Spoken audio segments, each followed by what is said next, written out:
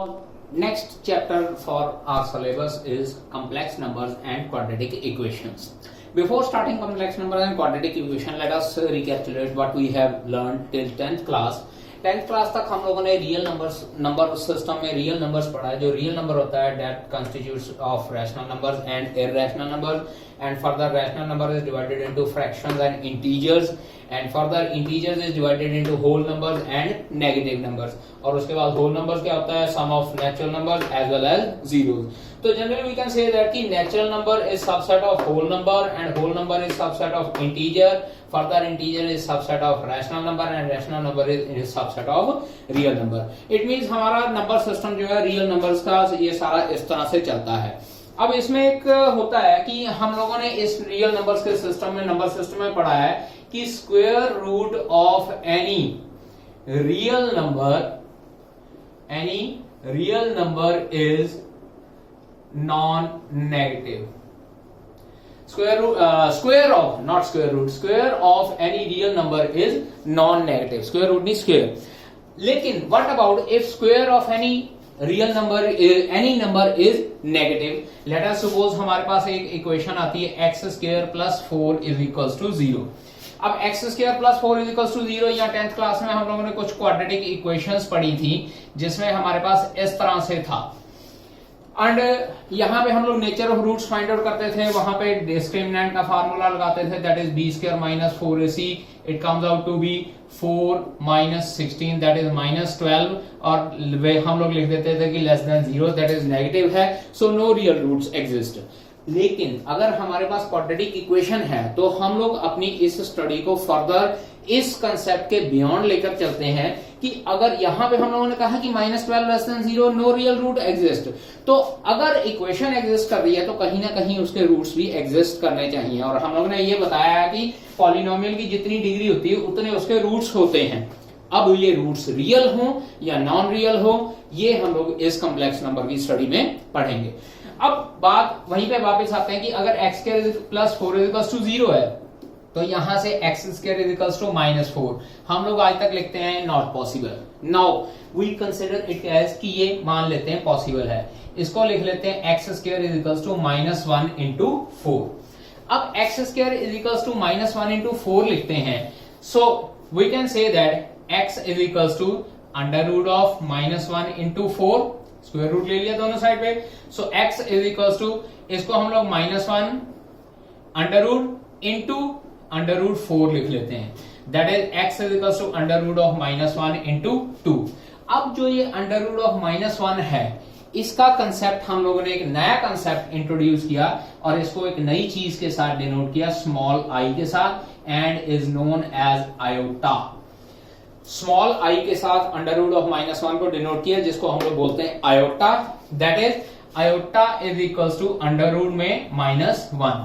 और अगर squaring both side करते हैं तो इसका मतलब iota square is equal to minus 1. अब यहाँ पे हम लोगों ने पढ़ा square of any real number is non negative. अब यहाँ पे square of this number is negative. अब अगर ये नंबर नेगेटिव है और यहाँ पे तो हमने कहा कि रियल नंबर का स्क्वायर नॉन नेगेटिव होता है तो it means this iota is not a real number. So we will say that कि this iota is imaginary number.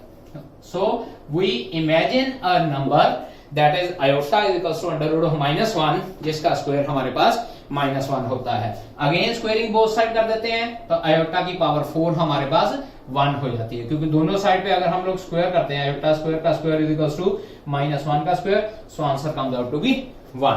That is why क्योंकि रियल नंबर का स्क्वायर नॉन नेगेटिव होता है तो इसलिए हम लोग इसको एक इमेजिनरी नंबर कंसिडर कर लेते हैं iota square whose square is a negative number. So अब हम लोग अपनी जो स्टडी है इसको थोड़ा और फर्दर बियॉन्ड लेके चलते हैं और वो इस तरह से लेके चलते हैं कि हमारे पास एक नया कंसेप्ट आता है कॉम्प्लेक्स नंबर्स जिसको हम लोग कह सकते हैं कि this constitutes of real number as well as non real numbers.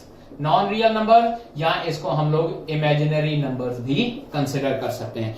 So it means क्या है कि अब हमारा जो ये कंसेप्ट है कि natural number is subset of whole number is subset of imaginary subset of rational number and rational number is subset of real number. Now we will say that कि real number is subset of complex number and we generally denote this complex number by the letter capital Z. आमतौर पे पहले हम लोग integers को Z से denote करते थे, लेकिन अब हम लोग इंटीजर्स को I से डिनोट करेंगे and complex number will be denoted by capital Z only. Now let us learn what I mean by complex number. Any number of the form z is equals to x plus iota y. मैंने बोला है कि complex number को हम लोग z से represent करते हैं. So z is equals to x plus iota y where x and y are real numbers.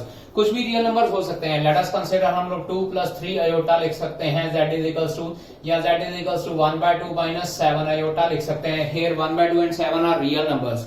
So x and y are real numbers and iota is under root minus 1 that is imaginary is called a complex number. अब यहाँ पे जो z is equal to x plus iota y है, इसमें x को बोला जाता है real part of the complex number that is z और y को बोला जाता है imaginary part of complex number z और जो ये आयोटा है इसको बोला जाता है इमेजिनरी नंबर. इट मींस जो इमेजिनरी नंबर के साथ लगा हुआ रियल नंबर उसको इमेजिनरी पार्ट बोला जाता है, जो एज इट इज पड़ा उसको real part of the complex number बोला जाता है. So the complex number can also be written as z is equals to re that is real part of z plus iota into imaginary part of z.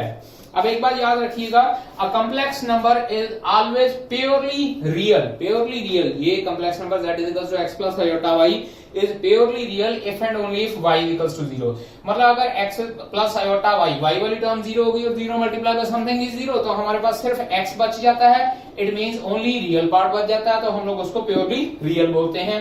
And a complex number is purely imaginary अगर हमारे पास real part 0 हो जाता है. इसका मतलब हमारे पास सिर्फ imaginary number बचता है. So we will say that the complex number is purely imaginary. और standard form of complex number is always x plus iota y या a plus iota b.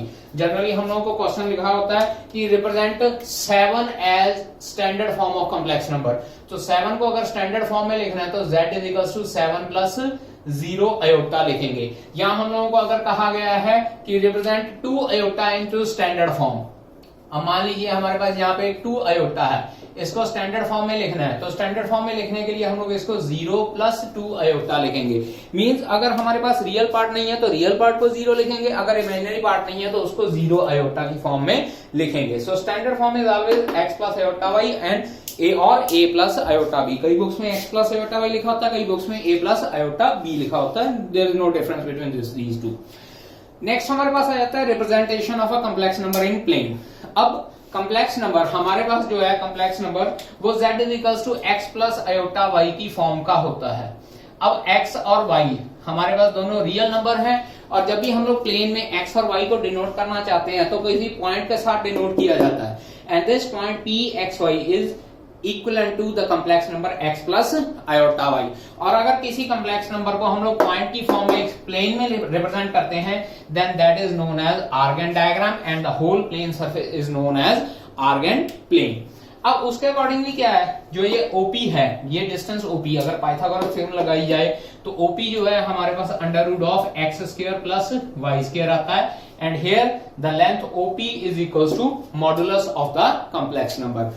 Modulus हम लोगों ने अभी तक पढ़ा था कि जो नेगेटिव नंबर्स होते हैं उसका आंसर पॉजिटिव होता है, but here the meaning of modulus of a complex number is the length of the line OP यानी सेगमेंट OP मतलब ओरिजिन से पॉइंट P का जो डिस्टेंस है. और वो हम लोग अगर डिस्टेंस फार्मूला भी लगाते हैं तो भी हमारे पास यही आता है, that is z modulus is equals to under root of x square plus y square. अब इसको याद इस तरह से करना है कि this is real part of z का square plus imaginary part of z का स्क्वायर. एक बार याद रख लेना, जब भी हमने कम्प्लेक्स नंबर का मॉडुलस फाइंड आउट करना है तो आयोटा कंसीडर नहीं करना है. मान लीजिए मुझे ये कहा गया है कि z is equals to 3 plus 4 iota है, इसका मॉडुलस फाइंड आउट करना है तो z mod I will write it as is equals to 3 का स्क्वायर प्लस 4 का स्क्वायर. माई आयोटा का स्क्वायर आप लोगों ने साथ में बिल्कुल नहीं लिखना है क्योंकि हम लोगों ने अभी पढ़ा आयोटा का स्क्वायर -1 होता है and that is imaginary number और ये जो डिस्टेंस है वो हमेशा रियल नंबर्स की फॉर्म में कंसीडर किया जाएगा.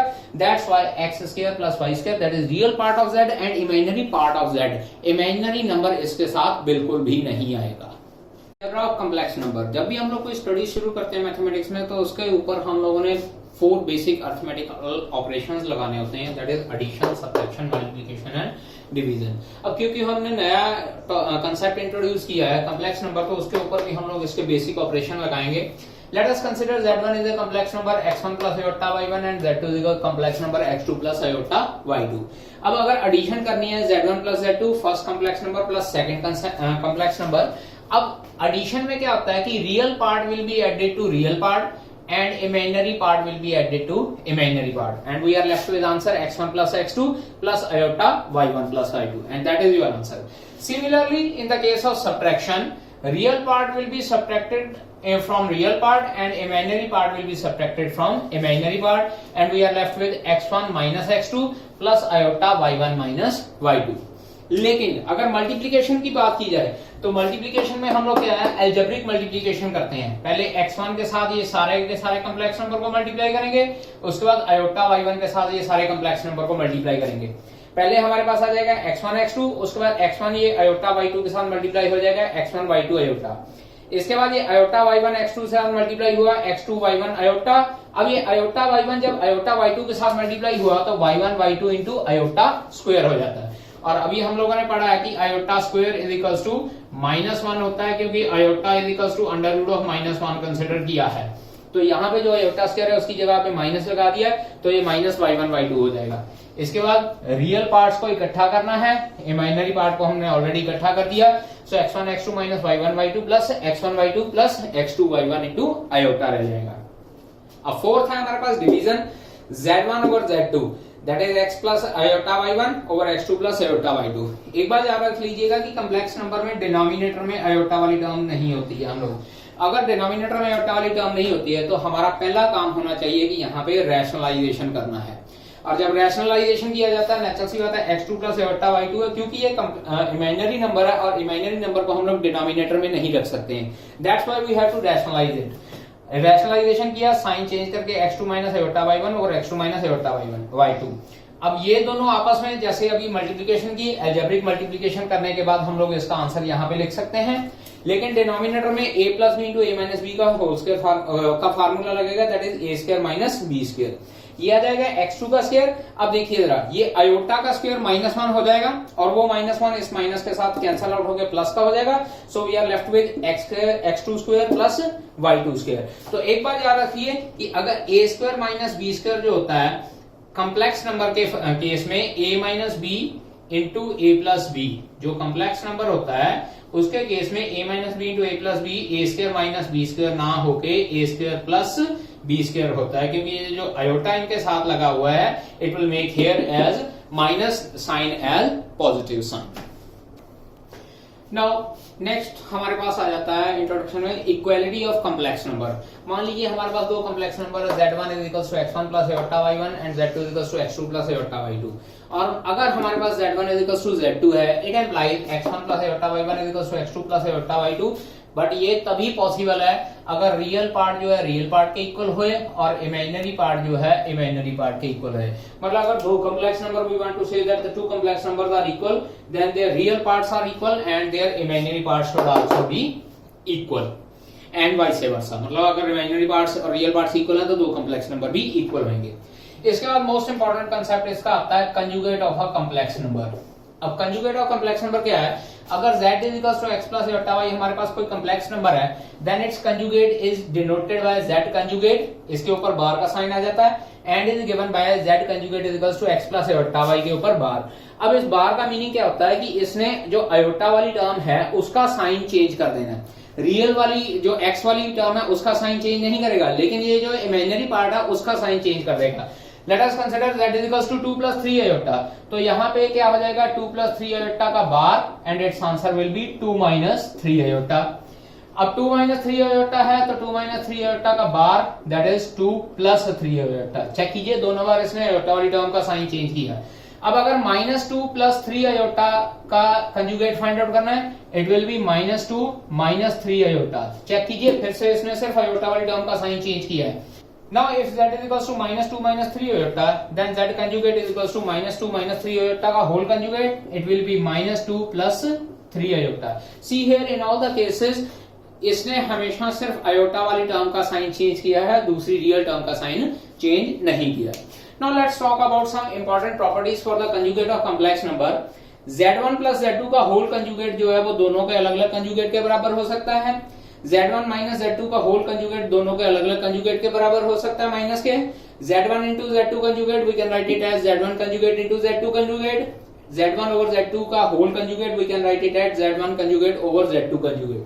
And most importantly Z conjugate का अगर दोबारा से कंजुगेट लिया जाए तो वो Z नंबर इटसेल्फ आ जाता है। चेक कीजिए, यहाँ इसका कंजुगेट ये आया था, अब इसका मैं दोबारा से कंजुगेट लूंगा तो आयोटा वाली टर्म का साइन चेंज करके आंसर आ जाएगा 2 + 3 आयोटा, यानी कि Z दोबारा मेरे पास वापस आ जाएगा। मींस Z कंजुगेट का दोबारा कंजुगेट ले लिया जाए तो हमारे पास ओरिजिनल कॉम्प्लेक्स नंबर वापस आ जाता है।